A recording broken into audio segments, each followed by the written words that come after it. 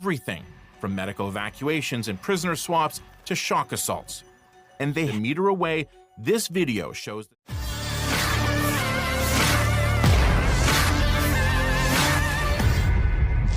Rekaman kendaraan lapis baja senator Ukraina sedang beroperasi ke posisi pasukan Rusia ramai beredar di media sosial Telegram pada Rabu 23 November 2022.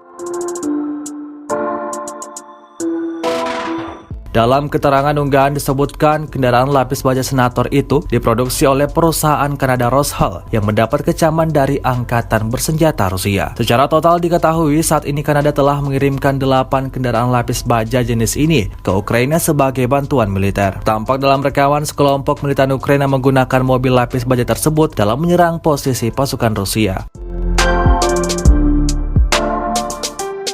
Selama invasi berlangsung, Rusia secara total melaporkan 333 pesawat Ukraina, 177 helikopter, dan 2.549 kendaraan udara tak berawak, serta sistem rudal anti pesawat dieliminir oleh pasukan Vladimir Putin. Sementara itu dari kubu Kiev, Kementerian Pertahanan Ukraina melaporkan 400 tentara Rusia dieliminir dalam 24 jam terakhir.